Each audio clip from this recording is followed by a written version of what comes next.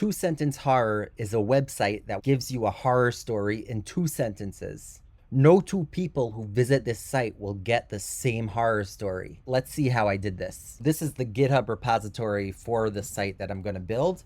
In an earlier video, I did a demo of how you can take a Editor X site, activate the GitHub integration, and get Wix to create a repository like this one for your site. And this is a brand new site. I haven't touched it yet, so everything that's in this repository is what you'll get when you activate the GitHub integration on a brand new site. After activating the GitHub integration by clicking here and following the steps, you'll get this pop-up with the steps needed to download or clone the GitHub repository representing your site so that you can work on it on your local machine. The first step is the command you need to install the Wix CLI, which lets you run a local dev environment with a nice local editor. I've already installed the Wix CLI, so I'm not going to do that now.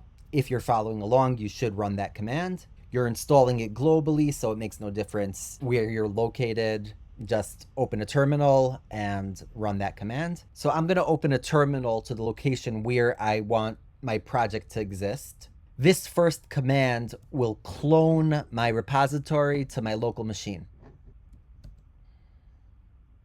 If we do ls now, you can see that scary story is now here. I'm using warp, so I could command click open it, and you see the source directory, backend code, pages code, public code. Let's see what it says to do next. Okay, cd into the directory, cd scary story. And I'm going to run npm I to install all the required dependencies.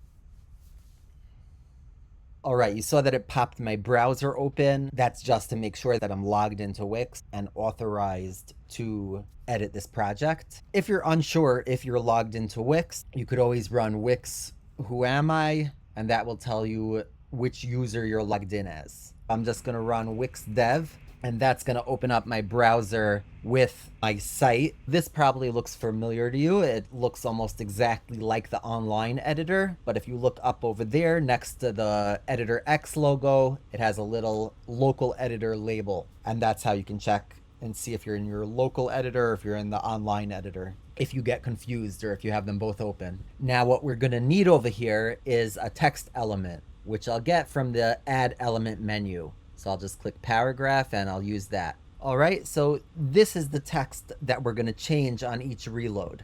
Let me click it and let's just change the ID to something more convenient. So let's just change it to story text or whatever you want, something that is intuitive for you. Another thing we should do is set the default value to hidden right over here, because we're going to make an API request to OpenAI and have to wait for a response for them. And we don't want this default text showing up or any text there at all until we get the response. So we're going to start with it hidden and only show that text element once we get the text of the story from OpenAI. And lastly, we need to click save so that our code is updated with the changes that we made here. If we go to our code, you can see the Git icon in the gutter is showing some changes. Okay, let's start slow. First, let's make sure that we're able to set the text on our site. So I'm going to erase all these default comments. I have GitHub Copilot installed, so you'll be seeing some serious autocomplete action. I'm going to start by initiating a variable with some text. So let's do const text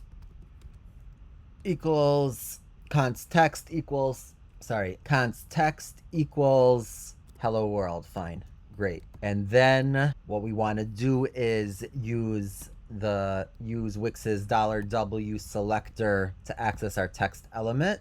And what did we name it? Story text. Okay, so let's go back here and it is story text. Story text. And the autocomplete. So we're doing story text.text equals text. So that is fine. And now we can just come on over here into the local editor and you could see our code that we wrote in our IDE is now visible right over here. And if we hit preview, let's see what we get. So nothing at the start because the default is to start hidden. And hopefully in a moment, we'll see our text. Oh, we won't because I never showed it. So let's go back to our IDE. And over here, what we have to do is show it. Okay, let's extract it to a constant in the enclosing scope, and we'll name it text element. And now we want to show the text element, so we're just going to do text element dot show. Okay, and that should work. So let's switch back to here. And I don't know if you caught that, but there was a little pop-up that said the changes are synced. And now you can even see it over here. And that's because we're still in the preview. So we didn't switch out of the preview. So if you stay in the preview, you see your changes live. So this is actually pretty cool. Let's say I go back here and I change this text to hello mom, and I hit Command S and then switch back to my Wix site. So after a second or two, it's gonna hot reload the site, and now it says hello mom. All right, so we've handled setting text.